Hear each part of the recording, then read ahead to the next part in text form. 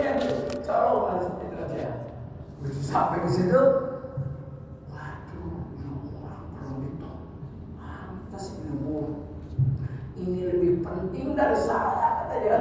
Itu makan langsung juga baru makan, langsung lupa ini dulu pas bangun kakinya kaki kanan. Aduh, akhirnya dia merasa diselamatkan oleh orang ini. Kamu dari mana? Aduh, saya itu betul-betul biasa cerita-cerita. Ya sudah, sekarang saya antarkan ke rumah saya di kota sana. Kan dia udah berjasa menyelamatkan dia terus. Makanya dia itu diakui sebagai saudara. Mau apa kamu sekarang ini? Saya itu kekayaan saya udah oleh kamu. Nah ini menolong orang-orang yang takwa itu. Walaupun diuji, akhirnya akan diberi jalan keluar daripada kesulitan. Akan diberi jalan keluar daripada dan diberikan rezeki yang tidak disangka-sangka. Itu orang-orang yang takwa. Yang mungkin kita tuh nggak berpikir, aduh udah mati sekarang ini. Siapa yang menolong di hutan? Udah nggak bisa apa-apa. Inilah kekuasaan Allah Subhanahu Wa Taala. Maka si orang kayak terima kasih kepada Allah Subhanahu Wa Taala juga mensyariat kepada orang si miskin itu ya. Kemudian si orang begitu ya mau apa kamu udah bawa kesini semua keluarga kamu ini. Nah itu aja si orang miskin juga beri tertolong juga ya. Makanya orang-orang miskin maupun kaya kalau takwa itu tidak ada kayak tidak ada miskinnya. Sebetulnya tidak ada perbedaan bagi Allah Subhanahu Wa Taala. Kaya miskin mau bagus rupanya mau jelek semua juga buatan Allah Subhanahu Wa Taala. Inna akramakum indallahi atqakum.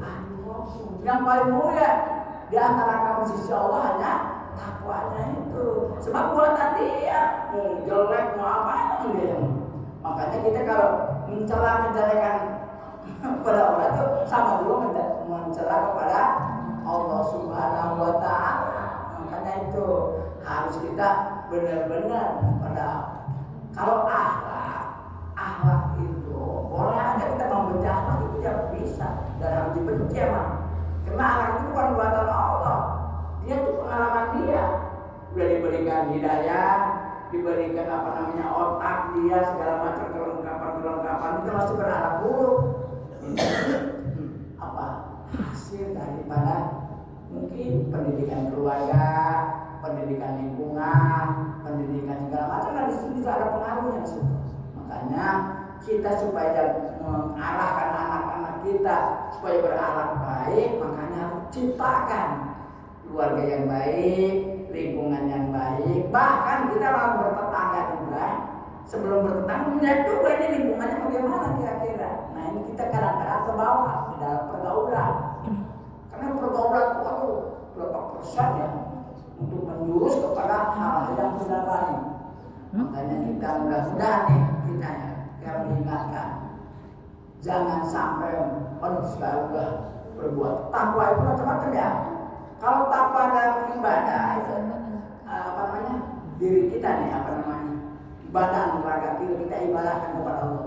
Makanya ada ibadah lisan, ibadah hati itu ya zikir, ibadah akal kita pakur, ibadah raga itunya sholat itu. Makanya dalam sholat itu ada juga rukun qauli, rukun qauli, ada rukun fi'li. Makanya lengkap di situ. Makanya kalau sholat itu jangan hanya ini mah rukun qauli udah aja nggak masuk ke qauli. Hanya ngomong aja gitu kemana ya nggak ikuti, makanya harus hadir. Baiknya itu ada qauli, ada fi'li, ada namanya qauli harus benar-benar disatukan. Lisan kita ngomong, kemudian hati kita ikuti itu kan kita ya. Makanya itu benar.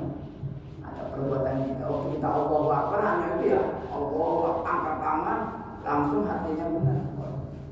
Makanya kita semua ini ibadah. Tapi ibadah itu bukan hanya badan. Kita diberi nikmat apa lagi? Kalau ibadah mal itu apa? Harta.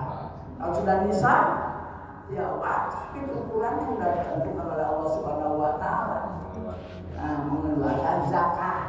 Sekurang-kurangnya zakat fitrah ya, kita zakat fitrah. Kalau udah nisab. Kalau belum nisab, ya artinya ada ya.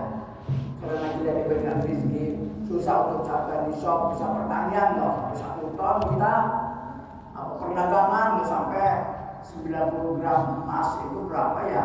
Karena itu emas 2 juta, ada 180 juta ya. Nggak sampai, pokoknya pendapatan harian, misalnya kita dapat sehari cuma 50.000 coba kasih 2,5% berapa? Dari 50.000, dari 100.000 aja cuma 2.500 ya, cuma sedikit.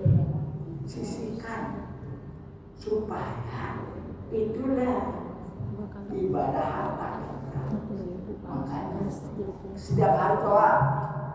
Kayaknya kalau 2.000 ya, 2.000 mau bisa dibiasakan setiap hari 2.000 dah. Sedangkan saya sebab itu akan dilipat gandakan oleh Allah Subhanahu wa Ta'ala. Itu namanya ibadah. Kalau belum Anda bisa. Makanya kita ini semua ya, apa yang kita miliki, apa yang diberikan nikmat oleh Allah Subhanahu wa Ta'ala, makanya kita harus bersyukur. Syukurnya dengan apa? Ibadah itu macam-macam. Nah, di sinilah makanya mungkin keluarga, kewajiban keluarga. Ada pertanyaan nggak? Ada waktu beberapa menit. Yo, Pak Cemat. Ya. Bismillahirrahmanirrahim. Ada ayat kalau nggak salah, ya ayyuhallazina amanu qu anfusakum wa anfusakum. Nah, dengan itu ayat itu apakah sudah cukup kita tadi dengan memerintahkan menyuruh anak istri kita sholat? Ya. Jadi ya amanu qu anfusakum wa ahlikum nar. Wa qulu an-nasu wal hijara. Araya malaikatun bilatun sidadun. Nah, la yasuna Allah ma'amaru wa ya'malu ma yu'mar. Terus saya.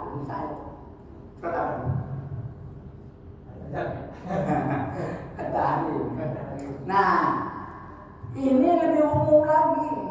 Karena tadi waktu ala kamu sholat itu kan khusus. bukan khusus.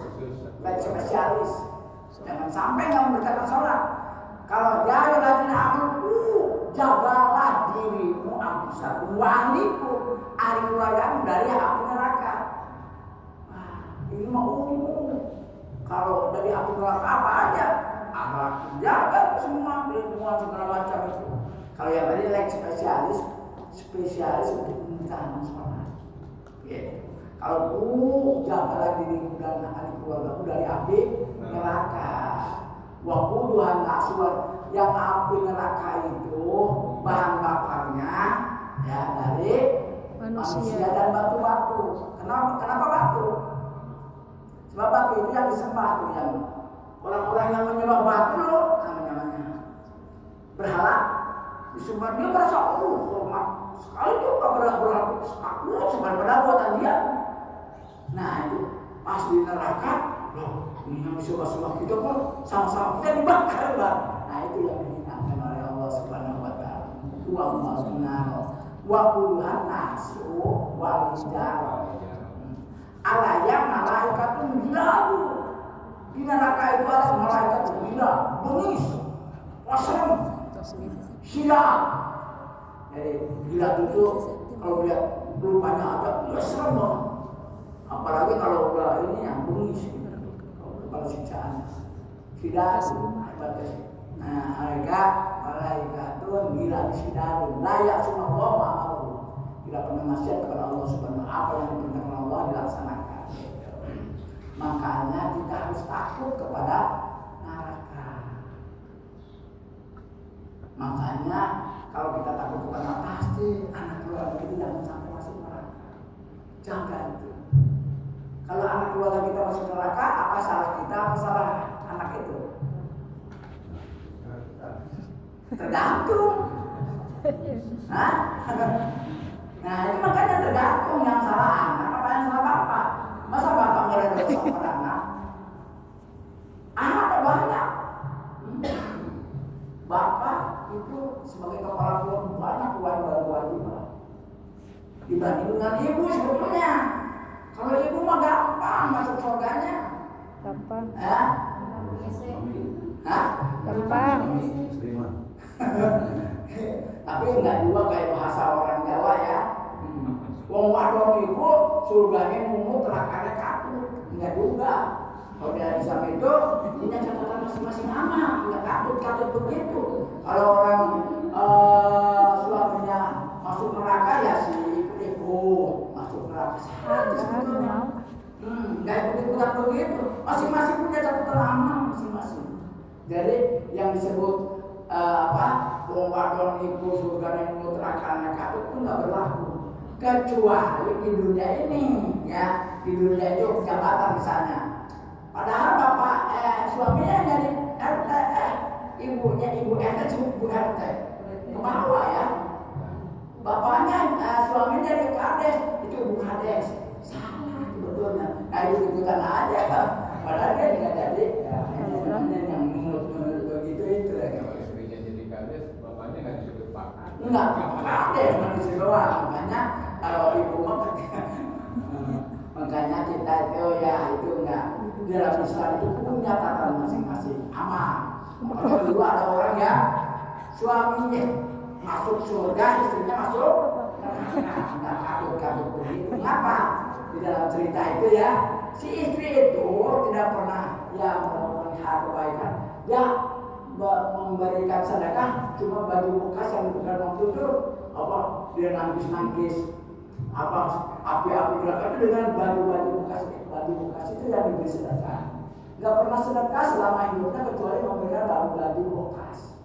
Nah itu yang saking peliknya orang itu ya. Padahal suaminya tuh bagus gitu dan cerita itu ya. Panjang ceritanya ya. Sehingga Siti Aisyah mengatakan bahwa orang itu ini ya pernah saya ceritakan itu ya. Kenapa si anak ini mimpi? Begitu mimpi, kok bapaknya membagi-bagikan di telaga kawasan itu minuman, ya. Sedangkan ibunya di sana berebut dengan amplop. Akhirnya bapak itu kenapa katanya itu? Diambil, nah nggak dikasih gayungnya, dipukulkan kepada anak itu, akhirnya ada bekasnya, begitu banget. Itulah bedanya antara suami dan istri dalam masing-masing punya buku catatan. Mudah-mudahan kita akhirnya suami istri sama-sama saling